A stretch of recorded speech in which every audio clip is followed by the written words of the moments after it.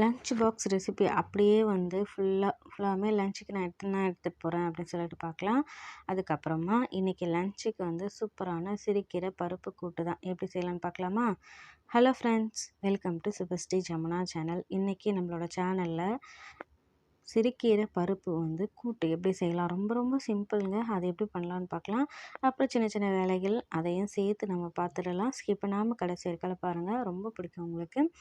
இப்போ வந்து நான் பாசிப்பருப்பு தாங்க எடுத்திருக்கேன். நீங்கள் வந்து அப்படியே நீங்கள் கடாயில் வேக வைக்கிறதா இருந்தாலும் வேக வச்சுருங்க பாத்திரத்தில்.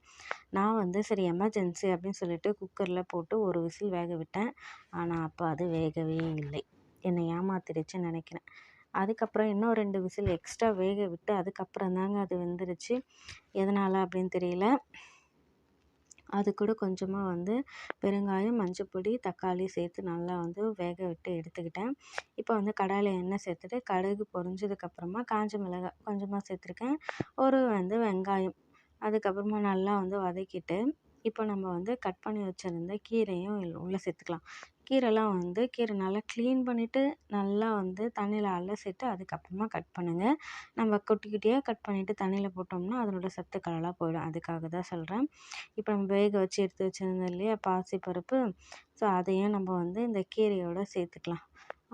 எனக்கு வந்து நல்லா வந்து அந்த குழஞ்சி அந்த கூட்டு வந்து இருந்தால் ரொம்ப பிடிக்கும். அதனால் நான் வந்து இப்பயே சேர்த்துக்கிட்டு தேவையான அளவு தண்ணியும் உப்பும் சேர்த்துட்டு அதை அந்த கீரை அந்த பருப்பு இன்னும் கொஞ்சம் வேகட்டும். அப்புறம் கொஞ்சம் மிக்ஸ் ஆகிருந்துச்சுன்னா அந்த நல்லாயிருக்கும் இந்த கூட்டு சாப்பிட்றதுக்கு. அதனால் வந்து தண்ணி சேர்த்துட்டு அந்த கீரை வந்து வேகட்டும் அப்படின்னு சொல்லிட்டு ஒரு 2 நிமிஷம் அந்த மாதிரி ஒரு சிம்லேயே வந்து வைக்கலாம்.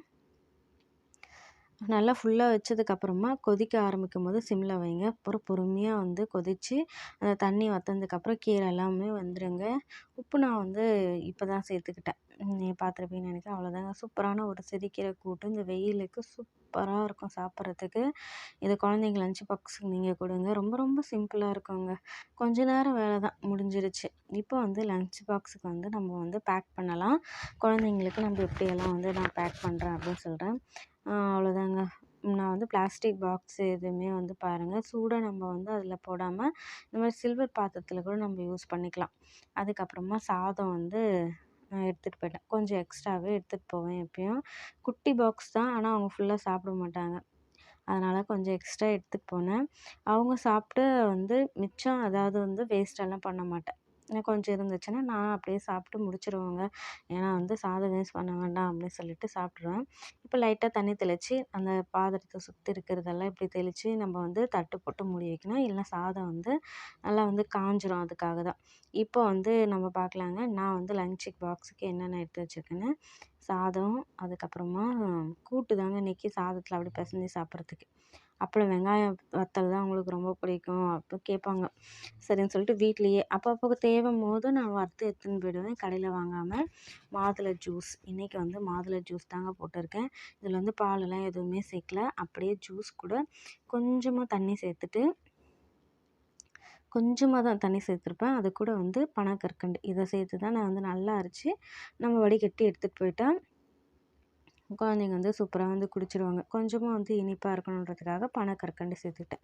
இப்போ லஞ்ச் பாக்ஸ் இதெல்லாம் எடுத்து பேக்கில் வச்சு ரெடியாக எடுத்து வச்சுக்க வேண்டியதான். நான் வந்து இந்த 1 லிட்டர் வந்து தண்ணி எடுத்துகிட்டு போவேன். ஸோ அவங்ககிட்டயும் வாட்டர் பாட்டில் இருக்குது. இருந்தாலும் நான் எக்ஸ்ட்ரா எடுத்துகிட்டு போவேன். நம்ம எடுத்துன்னு போகும்போது ஹேண்ட் வாஷ் எல்லாம் பண்ணிவிட்டு சாப்பிட ஊட்டுறதுக்கு வசதியாக இருக்கும் அப்படின்னு சொல்லிட்டு. அதுக்கப்புறமா ஒரு டவல், இது வந்து எதுக்குன்னா கீழே போட்டுட்டு நம்ம உட்கார வைக்கிறதுக்காக, மேலே ஒரு குட்டி டவல் சாப்பாடு சிந்தாமல் இருக்கிறதுக்காக. அவ்வளோதான். சூப்பராக வந்து நம்ம லஞ்ச் பேக் வந்து பாக்ஸ் எல்லாம் வச்சு ரெடி பண்ணிட்டோம். மெயினாக நம்ம குடை இல்லாமல் எங்கேயுமே போக முடியாது அப்படின்ற மாதிரி தான் எல்லாமே ரெடி பண்ணிட்டேங்க. இந்த சமையல் பண்ணியிருக்கிற கேப்பில் வந்து வீடெல்லாம் மாப் போட்டு ரெடி பண்ணிட்டு இருந்தேன். ஏன்னா மறுநாள் வந்து வெள்ளிக்கிழமை பூஜை பண்ணணும் அப்படின்றதுக்காக. பெட்டெல்லாம் நான் எப்பயுமே கீழே போட்டு வச்சுருப்போமா, இப்போ வந்து கார்னரில் போட ஆரம்பிச்சிட்டோம். ஏன்னா சுபா வந்து இங்கே கார்னரில் போடும் அப்படின்னு சொல்லியிருந்தாங்க. வீட்டில் இருக்கிற வேலையிலே இந்த பெட்டு போடுற வேலை எனக்கு ரொம்ப பிடிக்குங்க. அது ஏன்னு தெரியல. ஒரு வேளை நர்சிங் படிக்கும்போது இதெல்லாம் போட்டு பழகி பிடிச்சதுனாலே என்னமோ தெரியல, இதை உட்காந்து நான் வந்து பண்ணிகிட்டு இருப்பேன். உங்கள் வீட்டில் உங்களுக்கு என்ன பிடிச்ச வேலை இந்த மாதிரி பெட்டெல்லாம் நீட் பண்ணுற வேலைலாம் உங்களுக்கு பிடிக்குமான்னு சொல்லுங்கள். இதுக்கு பெட் கவர்லேயுமே வந்து இந்த காட்டன் பெட்ஷீட் தாங்க போட்டிருக்கோம். ரொம்ப நேரம் இது மேலே படுக்க முடியாது. ஆனால் பேக் பெயினாக இருக்கும்போது இதில் படுத்தா நல்லா இருக்குன்றதுனால நாங்கள் பெட்டு வந்து எடுத்து வைக்கல. அந்த வெயில் காலத்துலேயும் அப்படியே ஒரு ஓரமாக இருக்கட்டும் அப்படின்னு சொல்லிட்டு விட்டாச்சு. ஏன்னா ரொம்ப வெயில் அதிகமாக இருக்குது. அதனால தான். ஸோ பேக் பெயினாக இருக்கும்போது தரையில் படுக்காமல் எனக்கு இந்த மாதிரி பெட்டில் படுக்கும்போது கொஞ்சம் கம்ஃபர்டபுளாக இருக்கும். அதனால் நான் அப்படியே விட்டுட்டேன். உங்கள் வீட்டில் உங்களுக்கு பிடிச்சமான ஒரு ஒர்க்கு என்ன அப்படின்னு சொல்லுங்கள். அவ்வளோதான், சூப்பராக வந்து நான் பெட்டெல்லாம் எல்லா பக்கமும் போட்டாச்சு. இதை ஒரு பெரிய வேலைன்னா எல்லா பக்கமும் சரி பண்ணணும். ஒவ்வொன்றா எழுந்திரிச்சு எல்லா பக்கம் பார்த்துட்டு பண்ணணும். எல்லாமே பண்ணியாச்சு. அதுக்கப்புறம் பில்லோவும் வந்து சைடில் வந்து அரேஞ்ச் பண்ணிவிடுவேன். எதுக்காகனா, அங்கே ஒரு பழுப்பு ஒன்று போகுது பார்த்தீங்களா? அது வந்து நம்ம சிங்க்ல இருந்து அது வெளியே போகிறதுங்க அது. ஸோ அதை நம்ம ஓரமாக இருக்கும்போது சும்மா விளையாடிட்டுலேயே அதில் போய் இடிச்சிருவாங்க. ஸோ அதுக்காக நான் என்ன பண்ணிவிடுவேன்னா, பில்லோ எல்லாம் வந்து ஸ்ட்ரைட்டாக அப்படியே நிற்க வச்சுருவேன். விளையாடினாலும் அதில் போயிட்டு இடிச்சிக்காமல் இருக்கிறதுக்காக. ஏன்னா சேஃப்டி ரொம்ப முக்கியம் இல்லையா? சின்ன வயசுலேருந்தே வந்து அப்படி தான் வந்து ஓரமாக இருந்தாலும் நான் பில்லோ வச்சு பழகிடுவேன். நம்ம வீட்டில் இருக்கிற குழந்தைங்க விளையாடும்போது தெரியாமல் உருளுவாங்க. அப்புறம் கார்னரில் செவரில் போயிட்டு இடிச்சுப்பாங்க. அதனாலே அப்பத்துலேருந்தே நான் இதை வந்து இந்த பில்லோ வந்து அரேஞ்ச் பண்ணி வச்சுருவேன். அதுக்குள்ளேயே வந்து விளையாடிட்டு இருப்பாங்க. நம்ம சேஃப்டியாக இந்த பக்கம் வச்சாலுமே ஏதாவது ஒரு பக்கம் அடிபடும். ஆனால் நமக்கு தெரிஞ்ச வரைக்காலும் நம்ம வந்து கேர்ஃபுல்லாக எல்லாமே பண்ணணும் தான் இதை நான் பண்ணிவிடுவேன். அதுக்கப்புறமா பெட்ஷீட்டு எல்லாமே எடுத்து வச்சு அரேஞ்ச் பண்ணியாச்சு. இதுக்கப்புறம் லன்ச் எடுத்துன்னு போய் கொடுத்துட்டு, ஊட்டிட்டு மற்ற வேலையை பார்க்கணும். இது வந்து சுபாவோட குட்டி பெட்ஷீட்டுங்க. ஆனால் மடிக்கவே கூடாதுன்னு அழுவாங்க.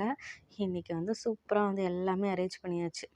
எல்லாமே இப்படி தான் ரெடி ஆகும். ஆனால் சுபா வந்தோடனே கலைச்சி விட்ருவாங்க. வீடியோ பிடிச்சிருந்தா நம்ம சுபஸ்ரீ ஜமுனா சேனலை லைக் பண்ணி, சப்ஸ்கிரைப் பண்ணி சப்போர்ட் பண்ணுங்கள். நெக்ஸ்ட் ஒரு சூப்பரான வீடியோவில்